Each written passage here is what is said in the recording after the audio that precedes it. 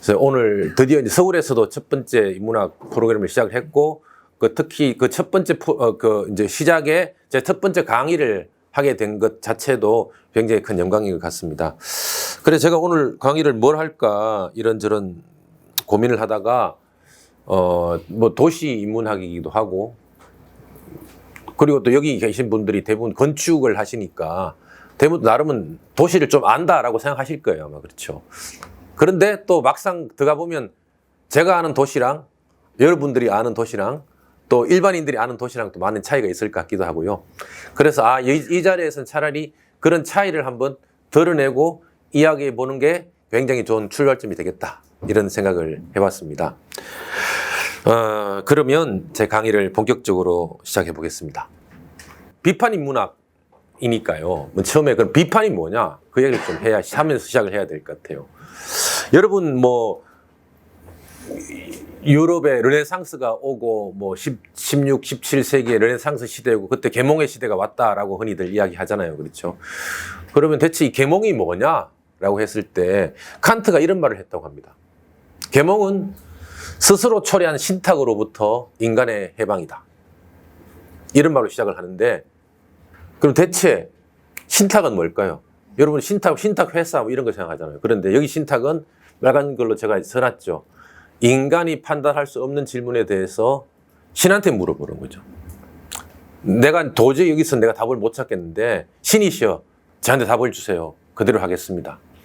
사실 유럽에서 르네상스가 시작된 이 배경이 그거잖아요. 그 이전에 암흑기, 문명의 암흑기라는 말은 이제 교황을 중심으로 엄청나게 이제 기독교가 유럽 사회를 지배하면서 수많은 문제들을 야기했죠. 그렇죠. 그리고 종교가 지배를 하다 보니까 인간의 자율성, 인간의 의지라는 건 무시되고 많은 것들은 신의 의지란 이름으로 사람들을 통치하기 시작했죠.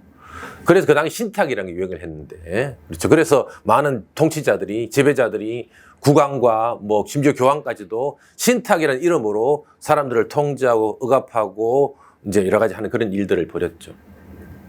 그 신탁으로부터 해방인 겁니다, 계몽이라는 것은. 그런데 핵심은요, 이 신탁이라는 게 그냥 만들어진 게 아니고, 물론 종교적으로는 신의 의지이기 때문에 신에 의해서 만들어진 거라고 생각되지만, 그건 종교가 하는 이야기이고, 실제로는 신탁은 인간 스스로 초래한 신탁인 거죠. 뭔 소리냐? 신탁은 타인의 지도 없이는 자신의 오성을 사용하지 못하는 인간의 무능력이다. 신탁의 원인이 이성의 결여에 있는 것이 아니라 타인의 지도 없이 이성을 사용할 결단과 용기의 결여에 있다면, 이렇게 말이 나오죠. 다시 말해서 중세 유럽에서 신탁이라는 이름으로 자행되던 수많은 많은 것들은 사실은 인간이 이게 문제 있는 걸 다 알아요. 다 알지만 스스로 이것이 문제 있다라고 이야기할 용기가 없었고, 그 만들어진 부조리한 세상을 그대로 받아들이는 그 상태, 무의식의 상태, 무지의 상태, 무능력의 상태, 무의지의 상태, 이것을 극복하는 것이 그런 용기가 필요한 것이고, 그리고 여기서 말이죠. 너 자신의 이성을 사용할 용기를 가져라. 이성을 사용해서 신탁이라고 표현되는 수많은 신화들, 이데올로기들을 깨고 넘어갈 수 있는 용기를 가지는 것이, 그것이 계몽이다라는 이야기를 칸트가 했다고 합니다. 사실 이런 이제 그래서 거기 중세 유럽의 암흑기, 신탁에 지배했던 암흑기를 지나가서 계몽의 시대가 오고, 그 다음에 르네상스라고 하는 다시 새로운 문명의 부활이 나오잖아요. 그 문명의 부활 핵심은 인간의 능력과 의지에 대한 자신의 회복이거든요. 이제 우리는 신한테 더 이상 의존할 필요가 없다. 우리 스스로 우리 새로운 문명을 만들고 새로운 세계를 건설할 수 있다라고 하는 그 믿음을, 자신감을 회복하는 것이 르네상스 시대의 핵심적인 교훈입니다. 자, 그럼 제가 이 말씀을 드린 이유는요. 그리고 다시 말하면 이 비판이라는 것은 사실은 우리 르네상스 시대, 계몽 시대의 비판은 신탁으로부터 해방이죠. 그런데 실은 요새도 신탁 비슷한 것이 너무너무 많습니다.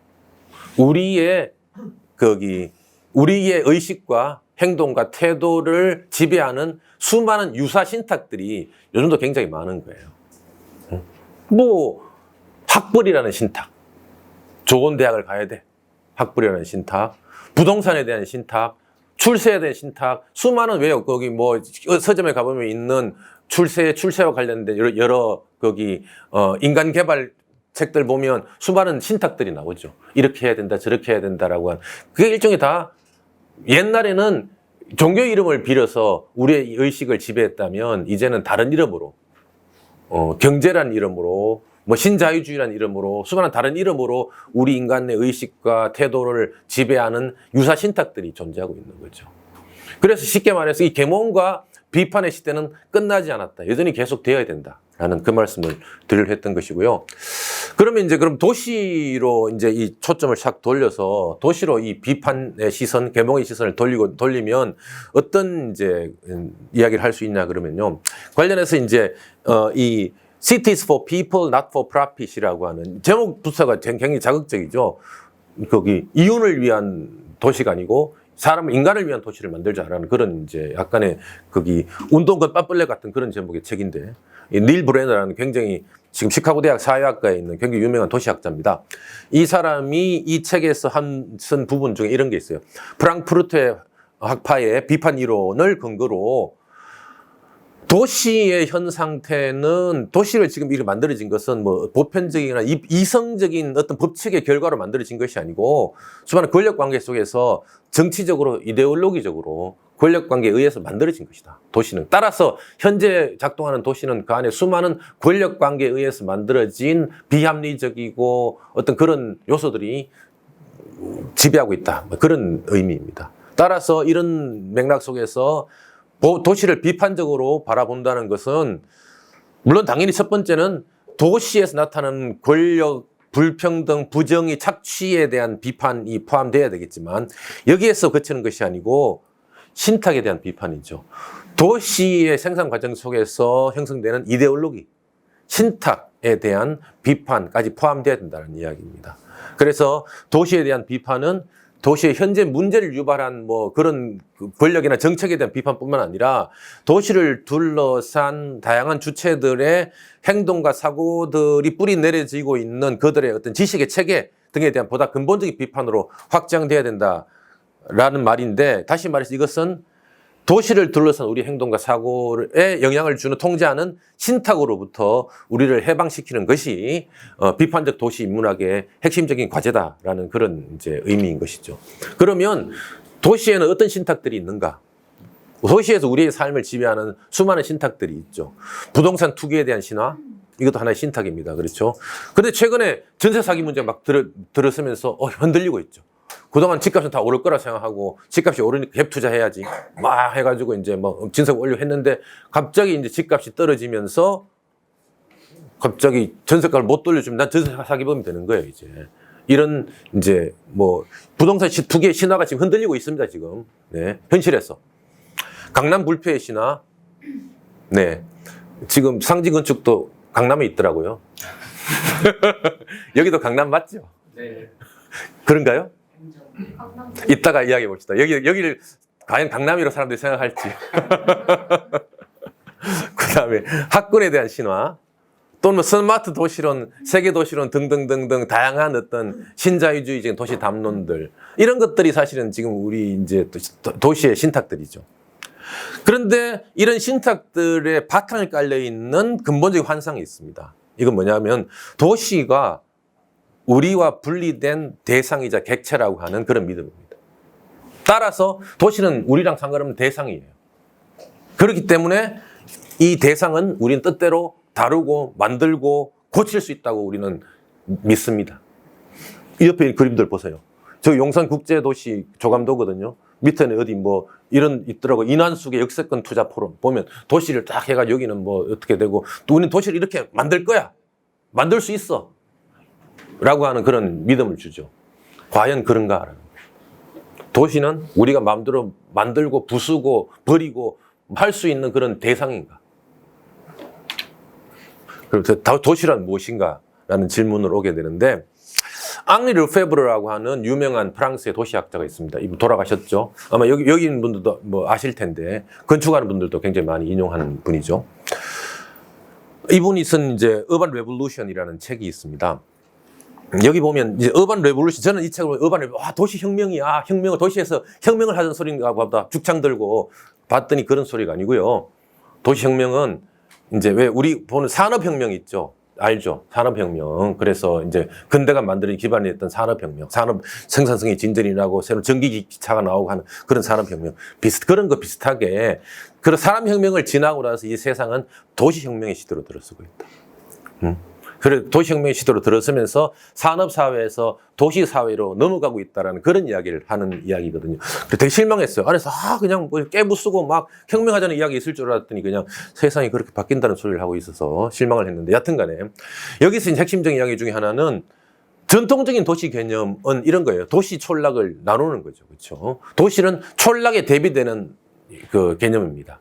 그래서 촌락은 전형적으로 1차 집단이 지배하고 공동사회가 있고, 그렇죠. 다 친하고, 뭐, 익명성이라는 보장되지 않고, 뭐, 하지만 친밀하고, 뭐, 좋은 것도 있지만 나쁜 것도 많고. 도시는 반대로 2차 집단이 지배하고 있고, 이익사회죠. 그리고 익명성은 보장이 되고, 뭐, 이런 흔히 촌락과 대비되는 정주 공간으로서 도시를 이야기를 합니다. 도시를 그렇게 규정을 하는데, 그런데, 앙리 르페브는 이 책에서 산업사회에서 도시사회로 진입하면서 도시혁명의 결과로 전지구적 차원에서 도시화가 이루어집니다. 그러면 이제 도시와 촌락의 구분은 이제 점점 무의미해집니다. 그리고 전통적 도시 개념이라는 것도 이제 의미가 없어지는 거예요. 그전에는 촌락이 지배적인 사회에서, 농경사회에서 촌락이 지배적이었죠. 그때 도시라고 하는 예외적이고 이상한 공간이 등장하니까 저거 도시야 라고 하면서 보기 시작했는데, 이제는 이 도회적인 삶이 지배적인 게 돼버렸어요. 그리고 거기에 뭐 촌락이라는 요소들이 막 뒤섞여 있는 거죠. 사실 여기도 딱 보면 이게 강남이라고 이름 붙여서 그렇지, 나가보면 바깥에 산 있고 뭐 오는 길에 논도 보이고 여기 촌락이야, 도시예요. 그렇죠. 명색은 강남인데 시골 같아. 그렇지 않습니까? 이런 도시 공간들이 이제 굉장히 많은 거죠. 따라서 이제 도시는 전통적인 도시 개념으로 봐서는 안 된다. 볼 수도 없다. 그래서 이제는 여기 이 사람이 하는 게 도시 형태로 보면 도시는 시티인데, 영어 시티. 시티에서 이제는 디어반, 도회적인 것으로 관심을 바꿔야 되고요.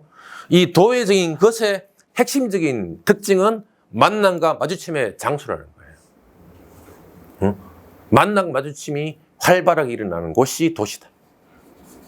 그래서 이 만남 마주침이 일어남을 통해서 새로운 우연적인 계기가 만들어지고 그 우발성 속에서 새로운 창발이 일어나고 혁신이 일어나고 역동성이 만들어지는 곳이 도시인 거죠. 이제 이렇게 이제 바라보고자 하는 이야기를 했고, 그러면서 도시를 바라보는 새로운 관점. 이건 잭슨 폴락의 어떤 그 그림입니다. 보면 굉장히 막 복잡하게 막 그려져 있죠. 유명한 잭슨 폴락식 그림이죠. 막 뒤섞여 있는데, 실제 도시는 이런 것 같다는 거죠.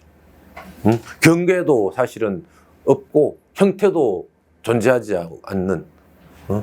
그래서 이제는 우리가 그전에 전통적 형태를 강조하던 시티의 관점에서 만남과 마주침의 과정을 중시하는 어반의 관점으로 우리는 전환을 할 필요가 있고, 그리고 도시라는 것은 사실 그래 우리나라에서 애매한데 시티나 어반이 다 도시로 번역을 하잖아요. 그러다 보니까 이게 시티든 어반의 이 뉘앙스가 도시로 이야기하면 전달이 안 돼서 저도 고민이 많은데, 그래서 어떤 학자는 디어반을 도회적인 것이라고 번역을 하더라고요. 그런데 이것도 맞나 싶기도 해서 그냥 도시라고 해서 쓰고 있는데요. 또 이런 거 할 때는 약간의 이제 또 그 헷갈림을 유발해야 또 제 강의가 부정한 것도 넘어가고 하려니까 이제 여튼 그래서 도시는 지금은 형태와 경계가 없다. 이 그림처럼 경계가 없는데 수많은 힘들고 요소들이 얽히고 설키고 만나고 마주침이 일어나면서 새로운 것들이 창발되는 비커밍의 과정에 있는 것이 도시다. 이렇게 해야 돼. 하지만 여전히 형태 중심의 도시론들이 맹위를 떨치고 있죠. 스마트 도시론, 창조 도시론, 세계 도시론 등등등등등. 그리고 이런 것들이 사람들의 정신과 태도를 통제하는 이데올로기, 새로운 신탁들이고, 그래서 형태로서의 도시는 이제는 이데올로기로서만 존재하고 있다. 그래서 우리가 도시를 연구하거나 도시를 새롭게 꿈꾸는 사람들은 이 형태로서의 도시라고 하는, 그래서 그런 기반으로 만들어진 수많은 도시 이데올로기들, 신탁들을 넘어설 수 있어야 되죠. 물론 현실을 살다 보면 스마트 도시 하면서 정부가 돈을 막 푸니까 그래 편성해서 돈도 좀 벌어야 되겠지만, 그래도 이걸 알고 돈 버는 거랑 모르고 끌려가서 돈 버는 거랑 틀리잖아요. 그러자는 이야기입니다, 제 말은. 자, 그러면 이제 이런 이야기를 바탕으로 서울에 대한 이야기로 좀 가보겠습니다. 서울은 땡땡땡이다라고 했을 때 어떤 말이 들어갈 것 같습니까?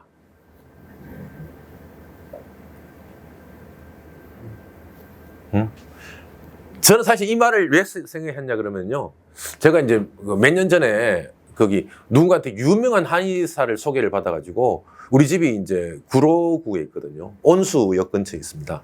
그런데 한의사가 있는 곳은 저 노원구더라고요. 그런데 봤더니 여기 쓰는 7호선 타고 한 번에 가는구나 라고, 그럼 편하겠다 하고 딱 온수역에서 타고 갔는데, 와, 지하철 안에서만 1시간 반이 걸리더라고요.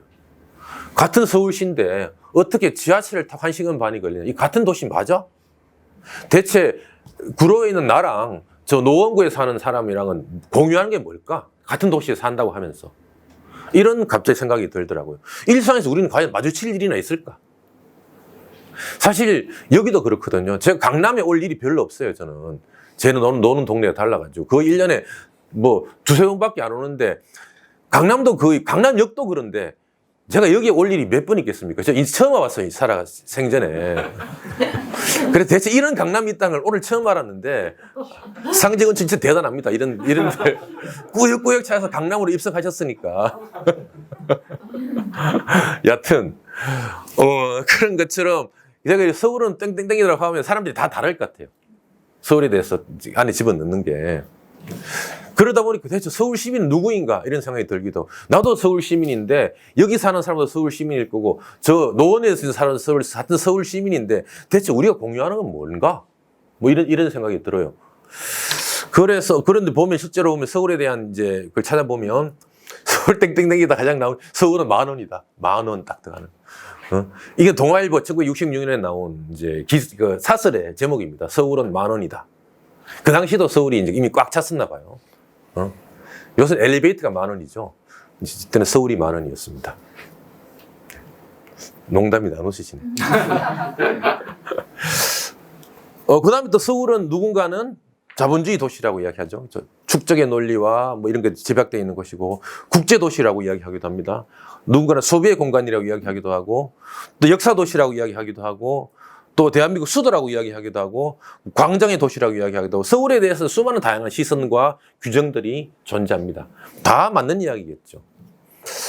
하지만 또 어떤 사람들은 또 자기 존재 속에서 어떤 특정한 부분을 더 선호할 거고요. 그래서 다시 그럼 서울은 무엇인가? 이 질문은 과연 적절한가?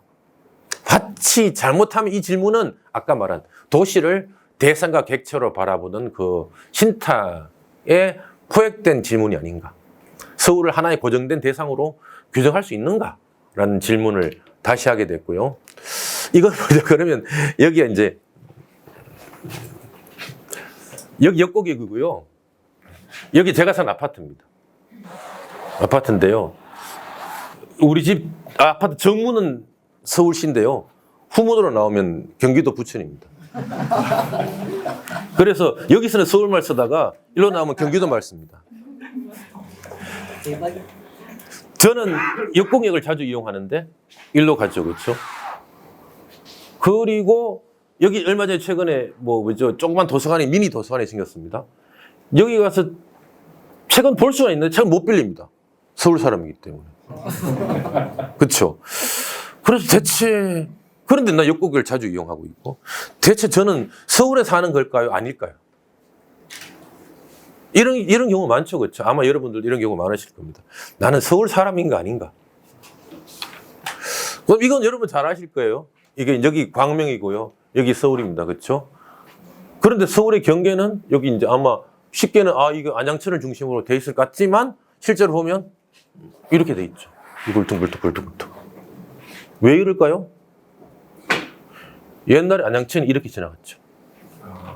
이거를 제방공사하면서 옛날 자연하천일 때 이렇게 지나가고 이때 경계를 만들어 놓은 거예요. 그런데 안양천을 제방공사하면서 쫙 끊어놓고 나니까 이렇게 돼버린 거예요. 그래서 실제로 여기 아파트 중에 여기는 이쪽 광명 쪽인데 서울이고요. 여기는 서울 쪽인데 광명인 게 있어요. 그리고 여기는 이쪽에는 이건지 모르겠는데 이쪽에 어떤 서울 쪽에 있는 아파트는 바로 옆에 아파트에 비해서 값이 몇 억 비쌉니다. 단지 서울이라는 이유로. 웃기죠?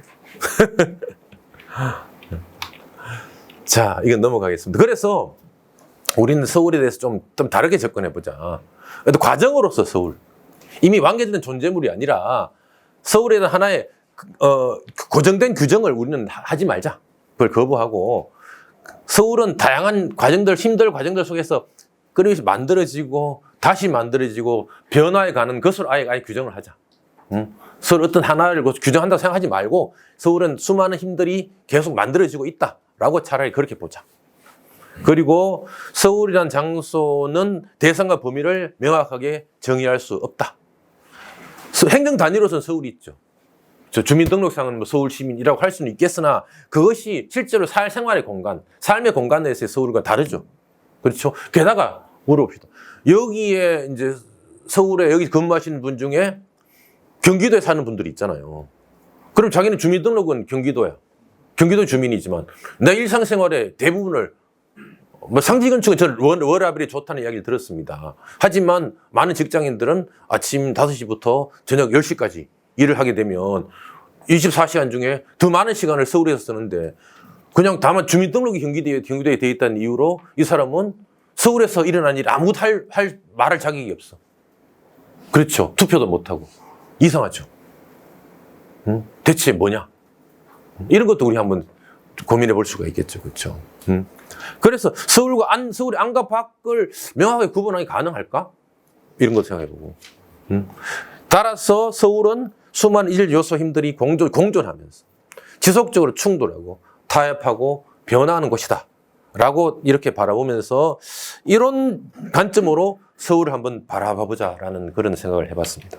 그래서 요런 내용으로 요런 문제의식을 가지고 사실 이제까지 다 이제 이야기를 하기 위해서 바닥을 깔아놓은 겁니다. 이게 빌드업을 해놓은 거죠. 요새는 빌드업 축구가 대세잖아요. 빌드업을 잘 해야 됩니다. 예, 이제까지 빌드업을 했고요. 이제부터 본격적으로 골을 한번 넣어보겠습니다. 네. 먼저 뭐 이건 다 아십니다. 이제 서울에서 강과산.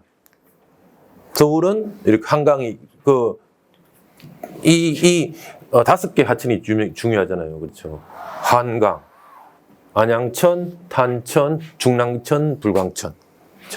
이 하천을 중심으로 발달된 도시이고 여기에 산들, 이 네 개의 산과 관악산, 본래 여기 있다가 이렇게 넘어왔고 요 기본적인 이제 그 자연 환경적인 프레임을 알고 하시는 게 굉장히 좋겠죠. 그렇죠?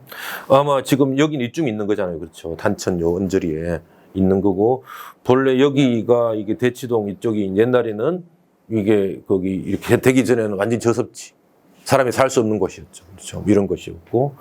안양천도 목동 여기도 상습 수혜 지역이었고, 여기도 아까 제방 소음에 놓으면서 건설하면서 사람이 살 수 있게 됐고, 하지만 지금은 이제 건설하면서 제가 여기 자전거 타고 다니는 그런 저의 굉장히 소중한 거기 휴식 공간이 돼 있죠. 네. 이렇습니다. 네. 넘어가겠습니다. 자, 그런데 이건 왜 보여드렸냐 그러면요. 서울이 지금 이렇게 큰 사이즈인데, 과연 이게, 과연 자연스러운가? 이런 의문이 들었어요. 그래서 똑같은 축적으로 타이베이하고 서울을 비교해 봤습니다. 사실은 왜요? 최근에 이제 거기 대만에 경제력이 우리나라보다 커졌다 하면서 대만과 우리를 항상 같이 비교해서 많이 보잖아요. 그렇죠. 그리고 일상적으로도 사람들이 문화적 수준이라든지 경제적 수준 이런 것들이 대만이랑 우리가 굉장히 비슷해서 많은 젊은 친구들은 대만에 놀러 가는 거 좋아하고 비슷하지만 또 수준은 비슷한데 우리랑 다른 독특한 개성들이 많아서 이제 그래서 대만 가고 여행하고 좋아하고 그러는데 그런 맥락에서 한 두 도시를 비교해 봤어요. 보시면 아시겠지만 일단 행정구역상 크기는 서울이 대만 타이베이가 서울이 한 3분의 2보다 조금 안 되는 것 같아요. 그렇죠. 그런데 이 시가화된 구간, 시가화된 구역을 보면은요, 그 타이베이는 서울의 한 4분의 1 정도 되는 것 같아요. 인구도 이제 그렇고. 그래서 제가 이제 좀 뭐 타이페이에 자주 갈 일이 있었는데, 타이페이 가보면 일반적인 출퇴근 시간이 30분입니다. 지하철을 타든 뭘 하든. 그런데 서울은 평균 출퇴근 시간이 1시간 가까이 되죠. 이걸 딱 보면, 타이페이가 서울보다 훨씬 살기 좋은 것 같은데? 이런 생각이 들고. 그런데 서울은 왜 이렇게 커졌을까? 경제력 수준도 비슷한데. 뭐 여러 가지 이유가 있겠죠. 그렇죠. 그래서 제가 말씀드리고 싶은 것은, 이렇게 서울이 커진 게 결코 그냥 자연스러운 과정이라기보다는 어떤 인위적인 요소가 있은 것 같다라는 생각이 들고, 그 인위적인 요소 부분에 대해서는 간단하게만 제가 아는 걸 말씀드리면 여러 가지 이야기가 있더라고요. 특히 이제 서울을 이렇게 키우게 된 가장 큰 이유 중에 하나는 북한과의 체제 경쟁 속에서 평양보다는 커야지 라고 하면서, 평양이 그 당시 얼마였으니까 서울은 500만 도시로 만들자 라고 하는 그런 이제 정책적인 목표가 있었다라는 말도 있고, 또 하나는 이제 5.16 군사 쿠데타 이후에 거기 그 군부 내 거기 그 집권당 내에서 여러 가지 이제 세력 이제 경쟁이 있는데, 서울시장을 특별시장이잖아요.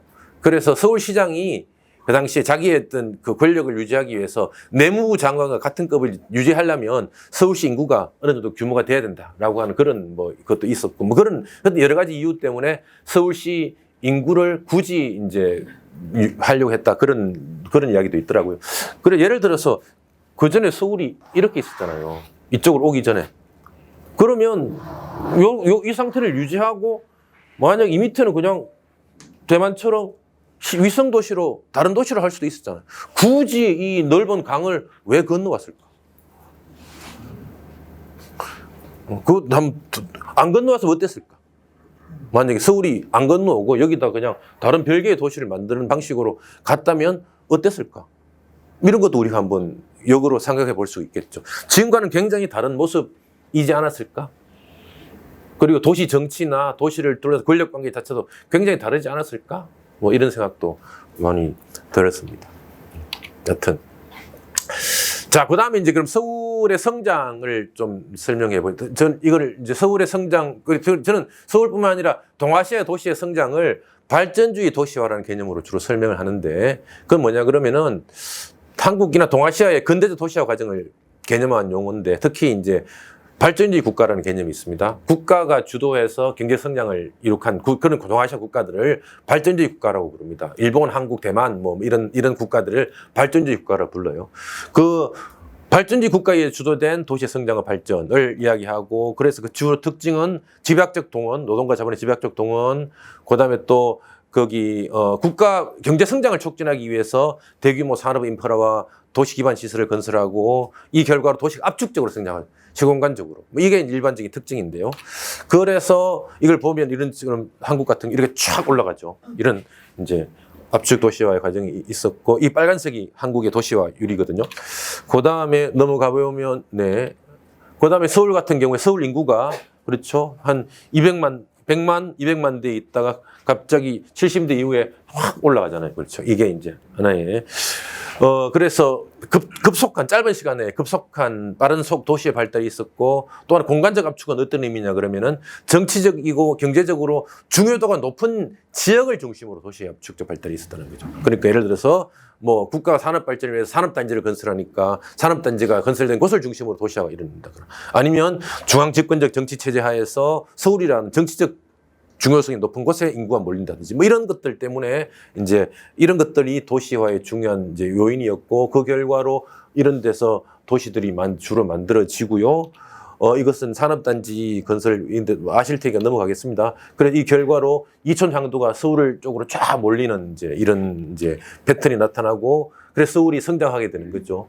63년까지는 봐도 서울은 한강 위에 있었습니다. 그렇죠. 있다가 70년대 되면 이렇게 한강을 넘어서기까지 쫙 확장돼. 지금 현재 시역이 확장이 되고, 2000년대 중반이 되면 현재 25개 자치구가 쫙 만들어집니다. 이런 식으로 서울이 이제 성장해 왔고요.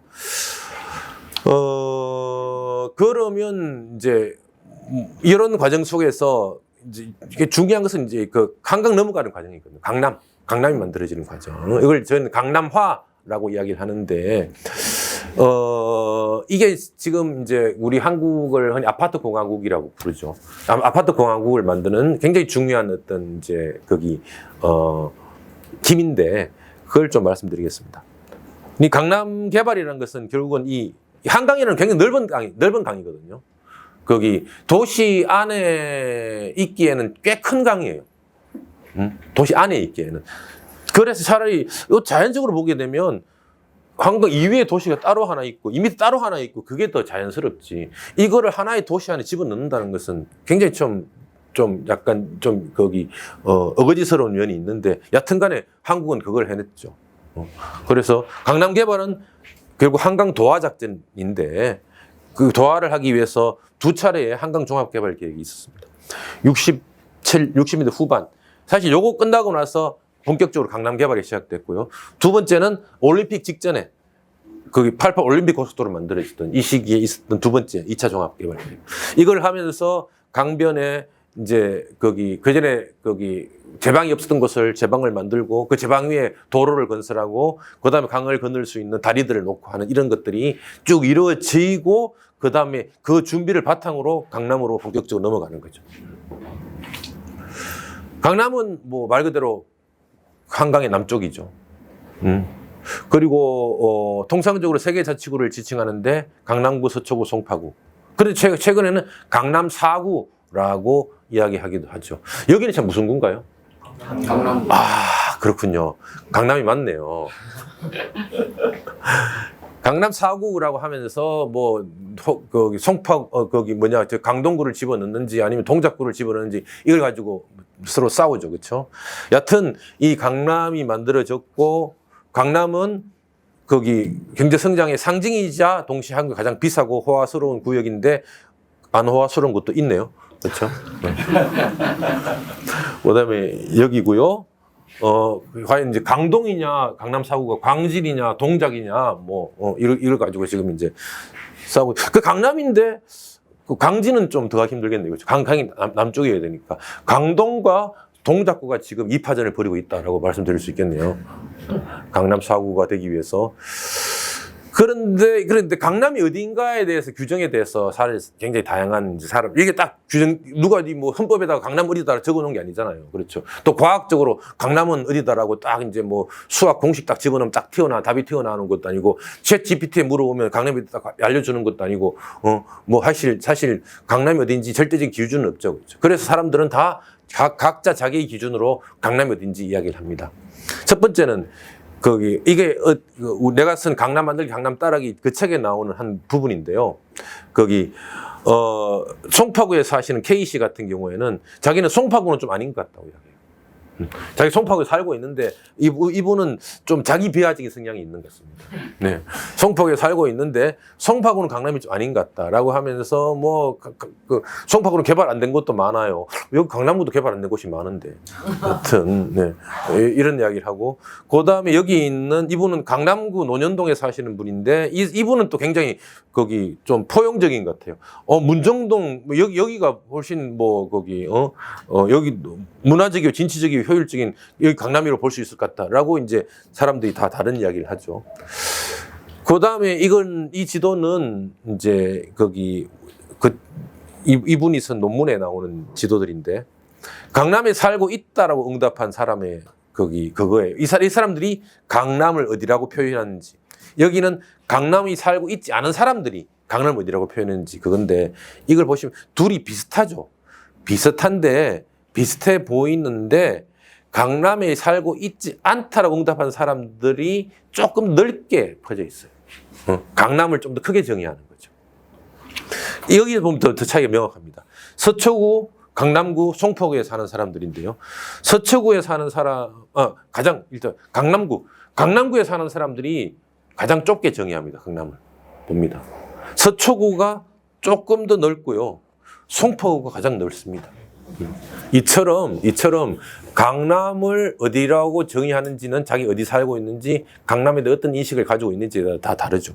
그래서 여기서 말씀드리고 싶은 이야기는 강남이란 것 자체가 굉장히 사실 상징적인 것이고 그러다 보니까 절대적인 기준이 없고 강남이 어디인지 명확하게 규정하기는 쉽지 않다. 하지만 강남은 우리한테 어떤 특정한 어떤 문화적 상징으로 자리 잡고 있다는 거죠. 이런 그림을 보면 아, 이 강남이구나 느낌이 오죠. 그리고 강남하면 이 사람 빼놓을 수가 없고 그러면 강남은 어떻게 이제 만들어졌는가 그 배경을 빨리 말씀드리면 60, 70년대 아까 말했던 압축적 도시화 때문에 서울 인구가 쫙 몰리잖아요. 그렇죠. 그러면서 인구가 증가하고 그래도 문제가 발생합니다. 특히 주택 문제가 심각하죠. 그래 그 당시에는 주택이 없다 보니까 이런 식으로 달동네가 막 들었습니다. 산에 판자촌들이 무가 건물들이 막 들어서고 그래서 이 지도 같은 경우에는 그 당시 달동네 이제 거기 위치를 표시해 놓은 거거든요. 60년대 중반까지는 이 달동네들이 주로 이 도심부 근처에 있었어요.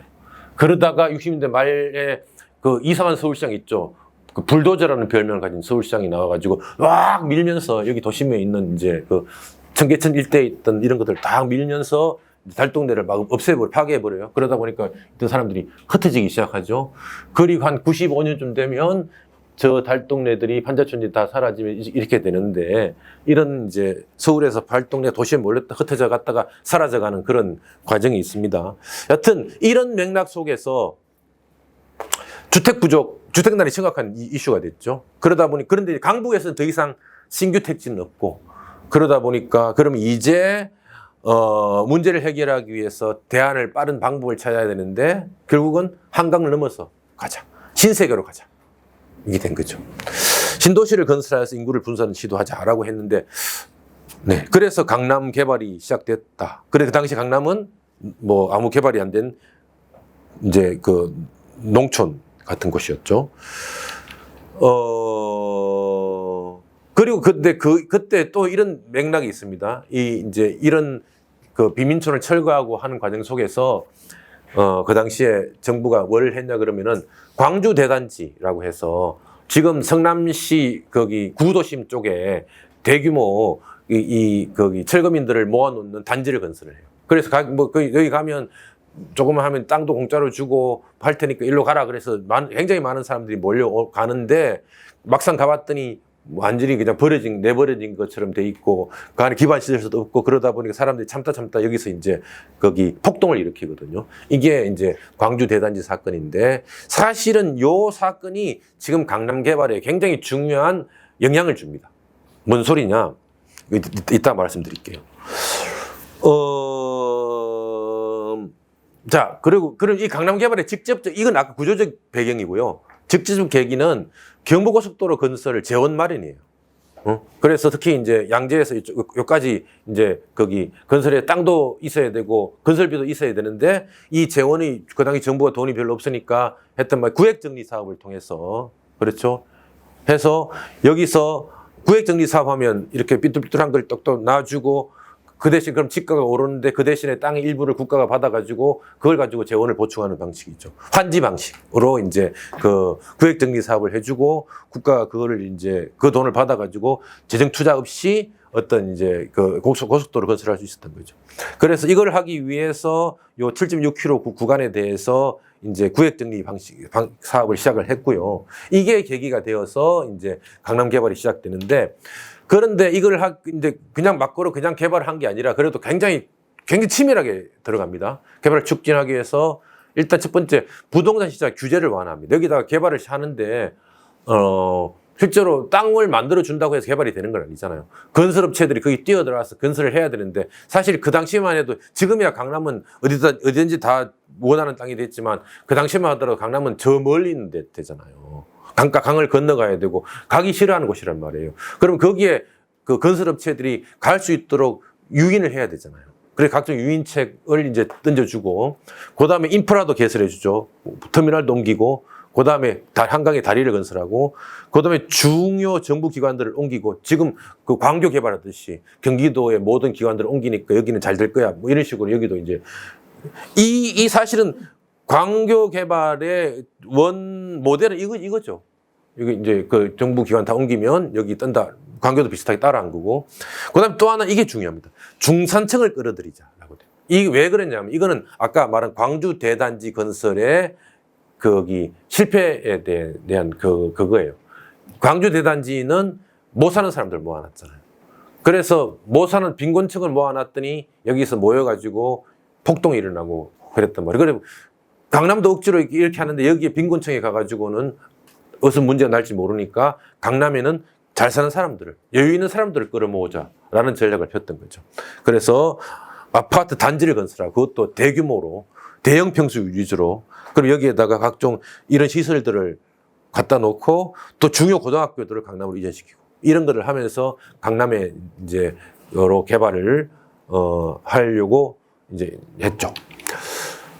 그 다음에 뭐 대규모 아파트 단지를 건설하고, 이 아파트 단지라는 것은 이제 사실은 사실 그 당시에는 아파트 단지라는 게 생소한 주거 환경 양식이잖아요.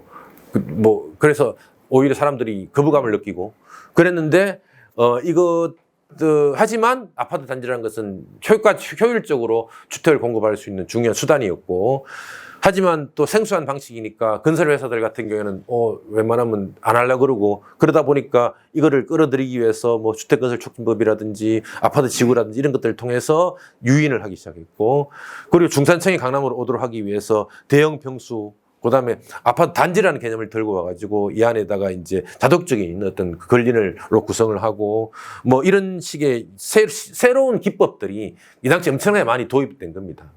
그리고 지금은 이게 다 우리나라 신도시 개발에서 그냥 아주 그냥 보편적인 너무나 당연한 그런 기법들이 됐지만, 이 당시에는 가장 최신의 한 번도 시도해 보지 않았던 외국에서도 이야기만 되던 것들을 끌어모아 가지고 강남에다가 처음 시전한 거란 말이에요. 시전했는데 굉장히 성공적으로 잘 된 거죠. 그리고 아파트 지구들을 주로 한강변 중심으로 지정을 했고, 그래서 지금 압구정동 현대 아파트 같은 것도 이런 것들 때문에 이제 개발이 됐고요. 그리고 이런 과정을 통해서 강남이 이런 식으로 채워지기 시작하는 겁니다. 쭉 가면서 이렇게 딱 채워지죠. 여기는 뭐 여러분들 잘 아실 테니까 빨리 넘어갈게요.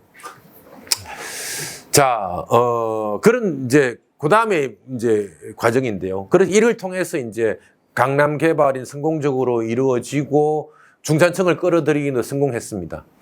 그런데 그래서 이렇게 성공했다라고만 보기에는 다른 또 문제들이 있죠. 흔히 강남 하면 왜 영화에도 나온 것처럼 이 당시에 온갖 부동산 투기나 이런 것들이 판을 치는 그런 공간이 됐잖아요. 특히 이제 그 일반적인 거기서 엄청나게 계획적으로 떴다방을 설치를 하고 부동산 투기를 하고 뭐 정치 자금을 모으고 했던 그런 특수한 사람들 빼놓고 일반적인 사람들도 강남에서 투기 엄청난 혜택을 받았습니다. 그렇죠? 그래서 아까 말한 대로 강남의 아파트로 고소득 가구들을 끌어들이는 성공을 했고, 그 결과로 투기붐이 만들어졌는데 아파트 가격이 급등하게 된 거죠. 그래서 이제 한국에 최초로 이런 일이 발생한 거예요. 아주 평범한 사람이. 물론 중산층을 끌어들이려 하지만 이 사람들은 그 당시에 이제 뭐 70년대 중산층이라 그래봐야 시골에서 올라와가지고 공부해가지고 공부 열심히 해 대학을 나와가지고 뭐 고시에서 공무원 되거나 아니면 뭐 그 당시 대기업에 취직하거나 뭐 좋은 대학 나와서, 그래서 쩌는 별로 없는 그런 사람들, 집안 시골에 가면 뭐 부모님들 농사 짓고 있고 이런 사람들이란 말이에요. 많은 사람들이. 그런데 이런 사람들이 강남에서 그냥 정부가 시키는 대로, 그리고 또 어떤 많은 경우에는 또 안 가려고 그러니까 직장에서 그냥 푸시하기도 하고 이런 식으로 막 갔단 말이에요. 그런데 아파트를 샀더니 갑자기 아파트가 값이 2배, 3배 올라가네. 그러면서 평범한 시민이 아파트가 소유주가 됐는데 그다음에 그걸 바탕으로 부를 축적할 수 있는 새로운 신기한 경험을 최초로 하게 된 거죠. 응? 한국형 중산층이 당선된 겁니다. 이게. 최초로. 이건 어떻게 보면 아마 강남에 아파트 건설했던 정부 그 참여해 도시계획하는 사람들도 건축했던 사람들도 예상 못했던 일일 수도 있어요. 그렇죠. 그냥 여기서 아파트 지금 잘 지어가지고 사람들 오면 좋겠다 생각했는데 갑자기 부동산이 상승하면서 이들이 갑자기 이제 거기 부를 획득하게 되는 그런 예기치 못한 일이 발생한 거죠. 그러면서 이 강남이 졸지에 코리안 드림의 상징이 되기 시작합니다. 이제는 이제 강남의 아파트를 가져야만 이제 거기 자손 대대번성 이제 뭔가를 할 수 있는 그런 부가 만들어지는 거죠. 그러다 보니까 강남에 대한 아파트 수요가 더욱 급증합니다. 게다가 이제 아까 거기 대형 평수 중심으로 상당히 고급화된 아파트를 공급하다 보니까 그 당시에 그 이전에 살던 단독주택 이런 데서는 왜 한국 사람들 우리 여러분 뭐 저도 어릴 때 알지만 집에서 샤워 할 수가 없었잖아요. 샤워가 어디서 샤워랑 개념도 없었는데 그냥 뭐 일주일에 한 번, 2주일에 한 번 동네에 있는 공중 목욕탕 가가지고 때 밀고 그래서 뭐 그냥 몸에서 냄새가 나도 이게 당연한 냄새라고 생각하고 살던 그런 시절이었잖아요. 그런데 아파트를 갔더니 또 신문이 나오고 사실살 나오고 샤워란 걸 할 수 있게 되고 엄청난 생활이 변하죠. 그런 엄청난 생활의 변화와 더불어서 돈까지 생기고 얼마나 좋아요. 그러면 이제 돈만 있으면 기회만 되면 아파트로 가야죠. 이렇게 이제 수요를 엄청나게 만들기 시작합니다. 그리고 이거는 이제 이대 이영민 교수님이 쓴 논문에 나온 이야기인데요. 그 강남에 대한 미디어에서 강남을 묘사하는 게 어떻게 변했는지 쭉 설명해 주는 건데 사실은 현재 강남이 80년대 초까지만 하더라도 강남이라 불리지 않고 영동이라 불렸습니다. 그때는 강남은 한강 밑에 있는 모든 지역이 강남이었고 영동이라는 말은 뭐죠? 영동은 영등포의 동쪽. 그 당시 영등포가 훨씬 중요한 곳이었어요. 강남보다는. 지금은 강남이 영등포보다 100배 뭐 중요한 곳이죠. 그런데 그 당시에는 영등포가 굉장히 중요했죠. 그래서 강남 여기는 지금 이 자리는 그냥 뭐 논밭 있고 그런데 갑자기 뭐 건설 도로 나아지고 하니까 여기는 영등포의 동쪽 영동 이렇게 불렸던 거예요. 영동. 그러다가 뭐 그렇게 불리고 그래서 80년대 중반이 되면은 이제 기본적으로 신도시의 기본 기능들이 강남에 본격적으로 들어오기 시작하고요. 그리고 중산층 거주지로서 본격화되기 시작합니다. 그런데 이걸 바탕 80 후반이 되면은 이제 또 강남에 대한 어떤 질시가 생기기 시작합니다. 그래 부정적 이미지가 확산되죠. 투기, 강남이라 하면 투기, 사치스러운 곳, 과소비, 복부인, 파락군, 위장전입 이런 이제 거기 기호들이 강남에 붙기 시작하고 하지만 이게 지난 80년대 후반 90년대 후반에 2000년대 되면서 본격적으로 강남은 살기 좋은 곳, 고급 소비 문화가 있는 지역으로 묘사되기 시작하죠. 사실 요때 요 무렵에 딱 나온 게 오렌지족이라는 이제 말이 처음에 등장하고 오렌지족, 야타족 아시죠? 여러분 아시나요? 아니 당연히 아시겠고 연배가 그러시니까 혹시 야타족 아세요? 이 젊은 분들 중에서. 둘 다 몰라요. 오렌지족도 모르시죠? 몰라요. 예. 거기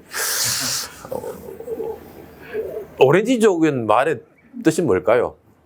그 당시 하여튼 거기 강남에 사는 젊은 신세대들을 오렌지족이라고 불렀어요. 원래 어릴 때부터 귤 대신 오렌지를 먹고 자랐다고 그런 의미인가? 뭐 그런 의미. 야타족은 뭐냐 그러면은 일종의 그 당시 점점 이제 거기에 부유층 자녀들이 생기면서 그들의 어떤 거기 소비적이고 약간 쾌락적인 그런 문화가 드러난 그런 용어인데 남자애들이 차를 타고 지나가다가 거기 예쁜 거기 여자가 지나가면 중간에 서가 차를 문을 내리고 야 타라고 해서 이제 그래서 야타족이란 말이 나오기도 하고요. 신기하죠. 하여튼, 네. 되게 그렇죠, 느낌이. 하여튼, 네. 그 야타라고 했는데 탔는지 안 했는지는 모르겠어요. 하여튼, 근데, 하여튼, 요런 변천이 있었습니다. 네. 그런데 이렇게 강남이 이렇게 개발되었는데, 그런데 강남 개발은 거기서 끝나지 않죠. 강남을 넘어서 새롭게 우리나라 도시화의 과정 자체를 근본적으로 바꾸기 시작합니다. 그게 뭐냐 그러면은 그 어떤 계기가 뭐냐면 80년대 후반에 시작된 신도시 건설인데요. 이때 계기가 뭐냐 그러면은 신도시를 개발한 계기는 이겁니다.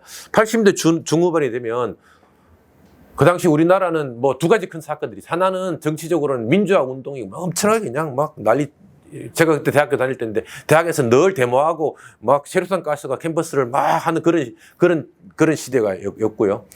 또 하나는 경제적으로 엄청 호황이었어요. 소위 말하는 삼저 호황이라는 게 있어서 뭐 우리나라 경제 성장률이 연 평균 뭐 8%, 9% 뭐 고성장을 하던 그런 시대였어요.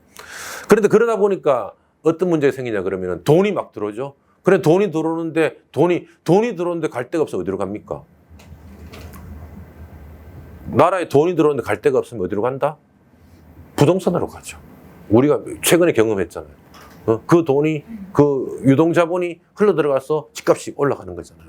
똑같은 일이 발생합니다, 또. 그래서 주택가격이 급등해요. 87년, 88년이 되면. 그 당시 크게 제가 대학교 다닐 때인데 크게 충격을 받았던 것 중에 하나가 어느 한 가족이 집단 자살을 해요.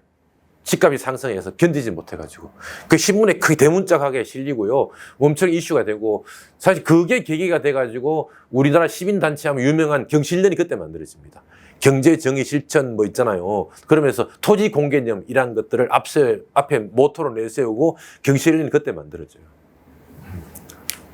그래서 그리고 경실련은 지금도 부동산 문제에 굉장히 특화된 전문성을 가지고 있는 시민단체죠. 이때 만들어지는 거죠. 그 정도로 이제 부동산 문제, 부동산 가격 급등이 큰 사회적인 이슈였다. 그러다 보니, 근데 그 당시에 동시에 민주화 운동도 엄청나게 발생했잖아요. 그러다 보니 정부가 겁이 나는 거예요. 이게 뭐 그 전국 각지뿐만 아니라 이제 뭐 산업 현장에서는 막 노동자 대충이 막 벌어지고 있는데 이제 집값까지 올라가지고 이제 막 도시에서 이 문제를 못 잡으면 진짜 혁명의 도가니로 빠지겠구나.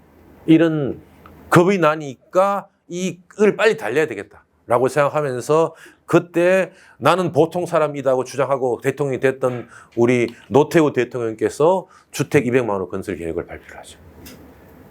그래서 5년 안에 200만 원의 주택을 건설하겠다.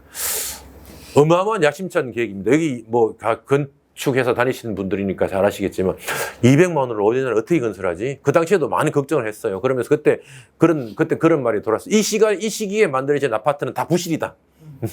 바다 모래 퍼와서 뭐 건설했다는 등 이런 말들도 나오고 그랬습니다. 여튼 200만 원 주택 건설을 하겠다라고 발표를 했고요. 이 구체적인 실행 계획이 수도권 신도시입니다. 수도권에 5개 뉴타워를 건설하겠다. 분당, 일산, 편도 한데 그런데 이 5개 중에 사실은 핵심은 이거예요. 핵심은 분당입니다. 분당. 핵심은 분당입니다. 왜냐? 이때 주택 수요의 대부분은요. 강남식 아파트에 대한 수요예요. 이제 봤더니 저 아파트에 살면 샤워도 늘 할 수 있고 내 몸에 더 이상 냄새가 안 나. 그 다음 집값도 올라가. 얼마나 좋아요. 그렇죠. 모든 것을 이룰 수 있는. 그러니까 강남 아파트에 대한 수요가 사실 하늘을 찌르고 있었기 때문에 이걸 빨리 대체할 수 있는 다른 공급이 필요한 거예요. 그래서 강남 가까운 곳. 그 다음에 강남 스타일의 도시. 대규모 아파트 단지. 고층 아파트. 이런 이제 계획을 하게 된 거죠. 그리고 보시면 알겠지만 강남역입니다. 그렇죠. 분당은 여기죠. 강남 대치주로 딱 좋죠. 그래 처음에 분당만 생각을 했었어요. 그런데 항상 우리 한국은 균형 감각이 뛰어납니다. 분당을 하려고 그랬더니 이거 강북, 강남 간의 격차가 심해진다. 강북에도 뭐 하나 있어야지 라고 하면서 균형 감각으로 일산을 만들었고 그래 분당 일산은 거의 비슷한 규모입니다. 그래서 둘 다 엄청나게 야심적으로 최첨단의 기법을 사용했고 호수공원 다 들어가 있고요. 그 다음에 중동 3번 평촌은 이렇게 하다 보니까 그럼 여기도 개발할 수 있는 땅이 있는데 하자. 그래서 짜투리로 이제 들어간 거죠. 그래서 핵심은 분당이었다. 그래서 그 당시 이제 신도시 개발 계획 나온 계획안 보면은요 분당께 가장 먼저 나오고 1년 후에 일산께 나옵니다. 그리고 분당끌나 일산끌 보면 엄청나게 정성이 들어가 있는 걸 알 수 있어요. 그 당시 아마 그 당시 최고의 도시 계획하는 분들, 건축하는 분들이 모여가지고 조경 이런 분들이 모여서 신도시 개발 계획을 만들었던 것 같아요. 자, 그래서 이때 주택 공급 계획을 보면은 아파트가 거의 90%입니다. 강남식 주택에 대한 수요를 대체해야 되니까. 그래서 이런 경관으로 만들어지죠. 쫙 만들어집니다. 그런데 이게 사실은 즉각적인 효과가 있었죠. 이거 공급되고 나면서 실제로 집값이 잡혔거든요. 그리고 또 하나는 주거 조건의 즉각적 개선을 이루었습니다. 사실은 이게 200만 원이 쫙 공급됐으니까 이제 더 많은 사람들이 매일 샤워를 할 수 있게 된 거죠. 그리고 거기 한국 경제 성장의 거기 혜택을 온몸으로 매일 느끼게 된 거예요. 샤워하면서 그렇지. 역시 하늘에 조각구름 떠 있고 샤워하면서 이제 노래 부르고 하는 이제 그런 이제 세상이 된 거죠. 하지만 중요한 것은 여기도 똑같이 아파트 강남처럼 집값이 올랐거든요. 아파트 분양받고 났더니 집값 오르고 그런 방식으로 어떤 자산 기반한 중산층이라고 하는 요 모델이 여기서도 형성이 되면서 요 방식이 심화됐죠. 확대되고.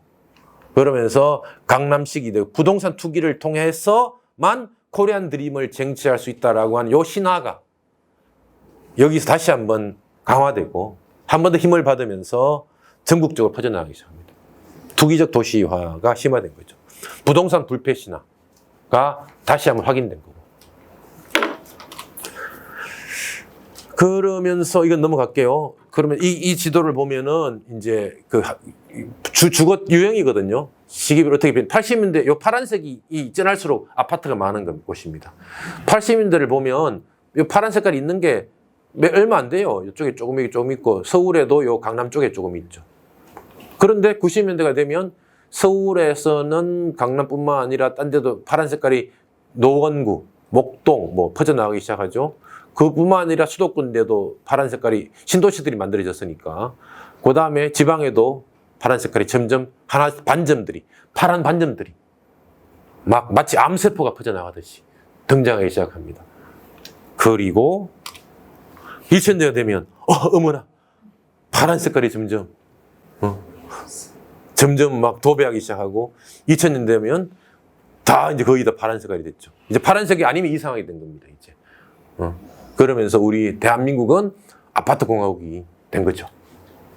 네. 자, 그래 지금은 이제 아파트 안 사는 게 이상해졌죠. 제가 얼마 전에 재밌는 이야기 몇 년 전에 들었는데 여기 청송이라고 있습니다. 경상북도 오지에 거기에도 24층 주상복합 아파트가 있다고 합니다. 대체 왜 청송에다가 인구 5만도 안 되는 데다가 왜 그걸 짓냐고 물어보면 거기 땅도 넓은데 그냥 지으면 되지. 거기 있는 어느 할아버지가 그랬다. 할머니가 그랬대요.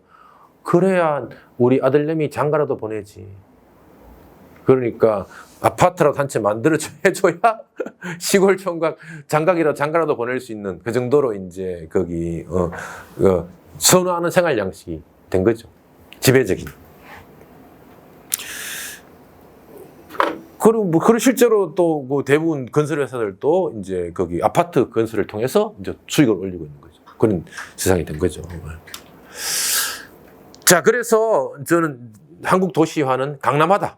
강남화는 뭐냐면 강남은 아니지만 강남을 따라하는 그런 도시화가 한국 도시를 지배하고 있다. 그래서 현대한국 도시의 특징은 아파트 단지와 신도시 건설이다. 이거는 강남을 따라하는 과정이라는 거죠. 요건 넘어갈게요. 그래서 사실은 서울을 중심으로 만들어져 가지고 한국 전체를 확 휩쓸고 가는 하나의 과정이 있었고요. 강남 이야기는 여기서 마치고 그 다음 이야기입니다. 그리고 강남이 이렇게 개발되고 나서 파란 색깔의 물결로 이제 서울이 전체가 다 도배되고 난 다음에 그 다음에 어떤 현상이 벌어지냐면 이제 그 2000년대 말 2010년대 초중반이 되면 우리가 잘 아는 젠트리피케이션이라 하는 그런 현상이 서울에도 벌어지기 시작합니다. 뭐 젠트리피케이션 알겠지만 이 지대 격차 때문에 생기는 거죠. 그래서 어떤 건물이 오래되면 건물 가치는 떨어지잖아요. 특히 오래된 구도심에서 건물 가치는 떨어져서 건물 값은 형편없는데 실제로 거의 잠재적 지대는 높단 말이에요. 그럼 이만큼 격차가 있으니까. 그래서 여기를 지금 엄청나게 싼데 여기를 잘 빨리 캐치해가지고 여기를 조금만 개발하면 이만큼 돈을 벌 수 있겠다라고 되는 거잖아요. 그래서 이 지대 격차 때문에 발생하는 게 젠트리피케이션인데 그런데 거기에 낙후된 지역에 낡은 건물을 사서 신규로 새롭게 만들어서 뭐 갤러리를 만들거나 카페를 만들면 집값이 올라가요. 그렇죠. 그래서 이제 뭐 도시 재생이 될 수도 있고 좋은 일이 벌어질 수도 있겠지만 문제는 거기에 살던 사람들은 쫓겨 어디 딴 데를 가야 되는 거죠. 거기에 임대해서 세대를 살던 사람들은 갈 데가 없어지는 겁니다. 이런 어떤 그래서 젠트리피케이션을 흔히 둥지 내몰림이라고 하기도 하죠. 그런데 우리나라에도 이 젠트리피케이션에 이제 그 바람이 불어오는데요.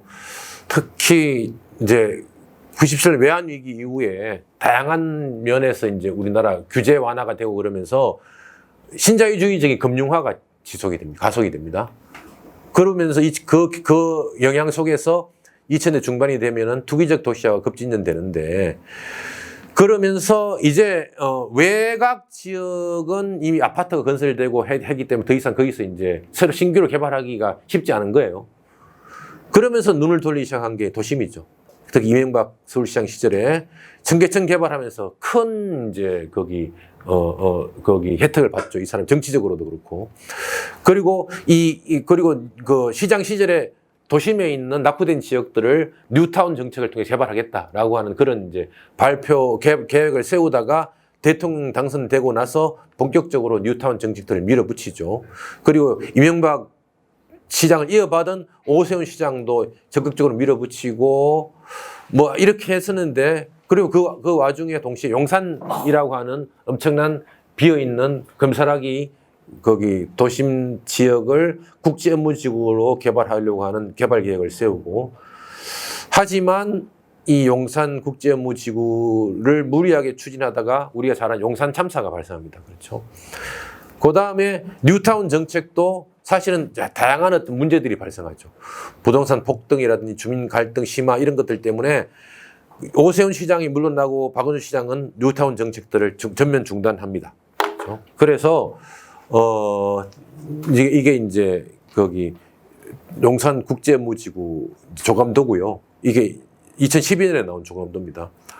그리고 이걸 추진하다가 이 용산 참사가 발생해서 여러 사람들이 억울하게 목숨을 잃는 사건이 발생하죠. 그래서 이게 계기가 돼서 뉴타운까지도 한꺼번에 날아가는 거거든요. 이제 그래서 뉴타운 정책이 철회되면서 이제 국가가 직접 나서서 하는 젠트리피케이션은 이제 급격히 위축됩니다. 그런데 그걸로 끝난 게 아니죠. 엄연히 지대 격차는 존재하고 있고 이걸 통해서 이익을 올릴 수 있는 건 보이니까 개별 자본가들이 나서서 하는 민간 주도의 상업적 젠트리피케이션이 성행하게 되는 겁니다. 그래서 서울 전역에서 다양한 젠트리피 사례들이 나타나죠.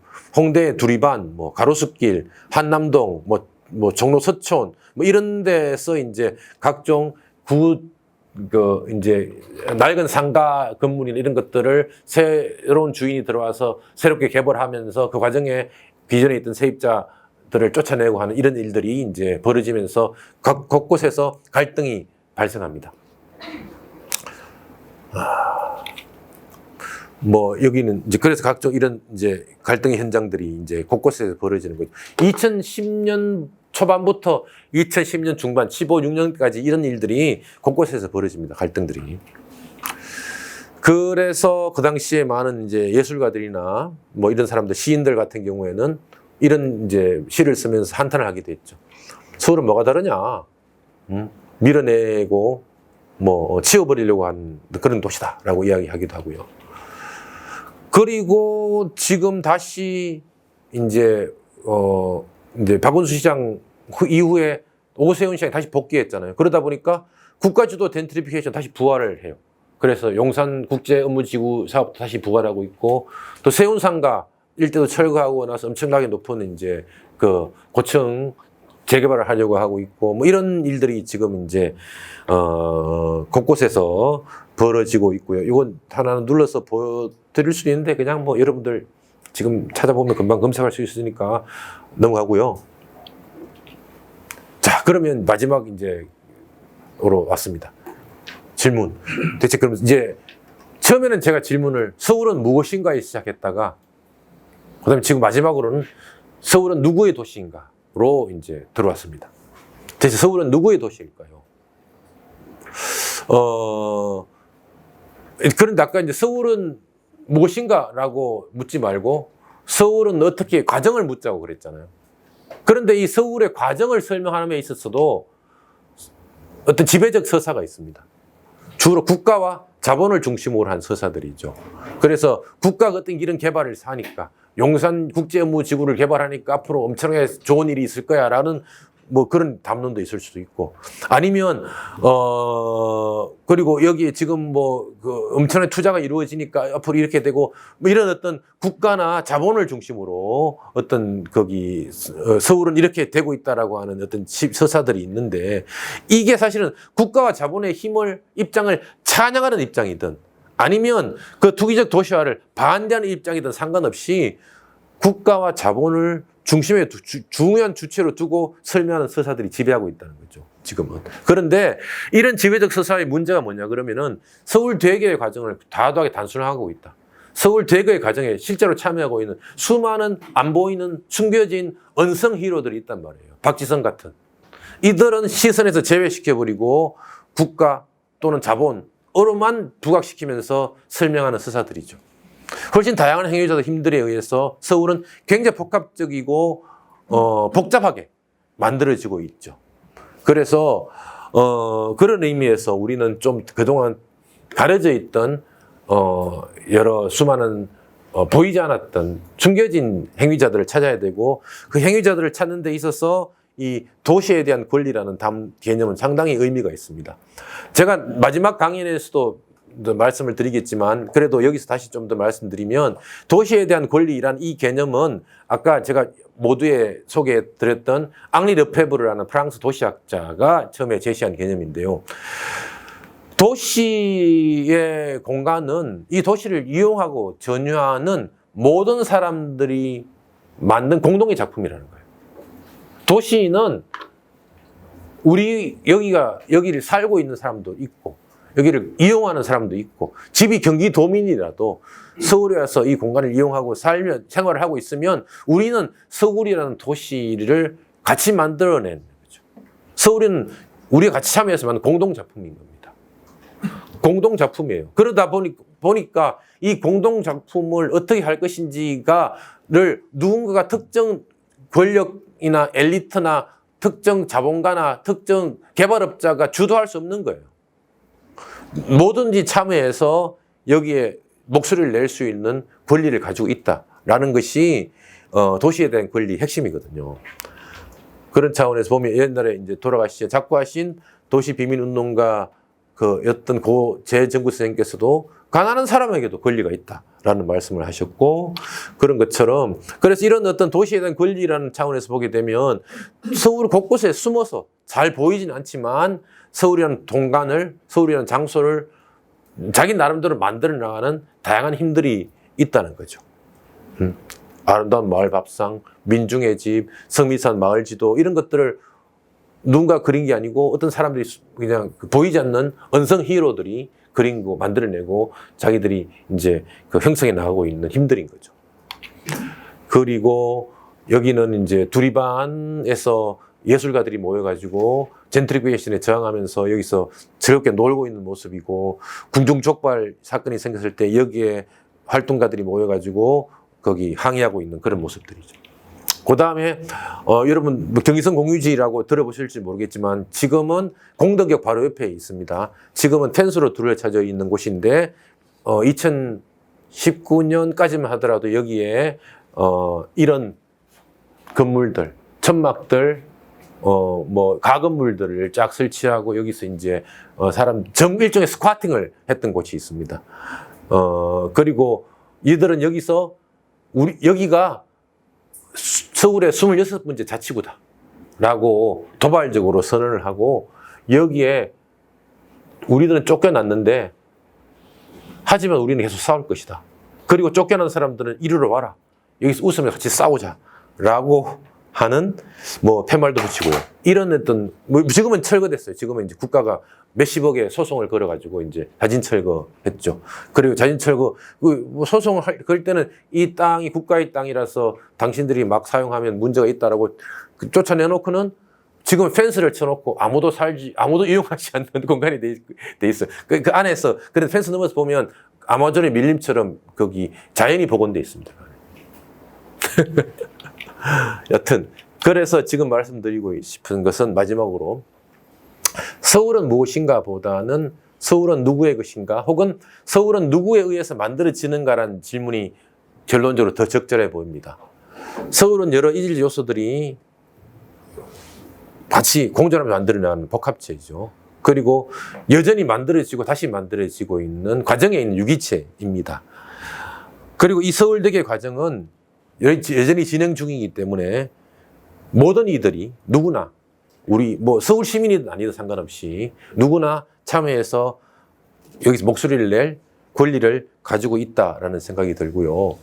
그래서 마지막으로 그럼 도시에 돌아오면 다시 정리하면 도시는 우리가 만들고 팔고 버리고 할 수 있는 대상이 아니라는 거죠. 그리고 도시는 거기에 사는 사람 도시민들이 자유롭게 만나고 마주치고 할 수 있는 그런 일들이 벌어지는 그런 공간이어야 되고 우리 모두가 같이 만들어가는 일상적 삶의 장소여야 되고요. 그리고 다양하고 이질적인 것들이 공존하고 서로 마주치고 부대끼면서 새로운 것들을 창발하는 역동적 장소가 되어야 된다라는 생각을 하고 있습니다. 그런데 이런 어떤 마주침과 만남 마주침이 자유롭게 벌어져야 되는데 그런데 사실은 도시를 수익과 이윤과 투기적인 어떤 목적으로 만들기 시작하면은 도시에서는 마주침과 만남 마주침을 가로막는 장벽들이 만들어져요. 투기적 목적으로 건물을 짓잖아요. 그러면 게이티드 커뮤니티가 만들어지죠. 그리고 거기 이윤을 추구하기 위해서는 강변이나 이런 데 건물, 거기 경치 좋은 데다가 리조트를 만들면서 사람들이 출입을 막아야 되고요. 그 공간을 사유하여 독점해야만 이윤이 만들어지잖아요. 그러면 만남 마주침에 장애물이 만들어지겠죠. 그렇죠? 그래서 저는 도시는 자유롭게 만나고 마주칠 수 있는 그런 공간으로 만드는 것이 가장 아름답고 좋은 게 아닐까라는 그런 생각을 해봅니다. 그런 차원에서 요번에 우리 이제 거기 상지 이런 훌륭한 프로그램을 만드셨는데 여기 보면은 삶과 자살, 죽음, 뭐 노년의 삶, 존엄한 쉼, 뭐 꿈꾸는 공동체 이런 내용들이에요. 흔히 도시라고 하면 도시는 뭐 계획, 그렇죠, 건축, 조경, 뭐 설계, 뭐 이런 이야기들 채워져야 되는데 여기 도시 이야기를 한다 그래 놓고 여기서 나오는 죽음과 쉼과 삶에 대해서 이야기하는 이런 굉장히 이상하고 삐딱한 프로그램을 만들어 주신 상지건축에 박수를 드립니다. 예. 감사합니다.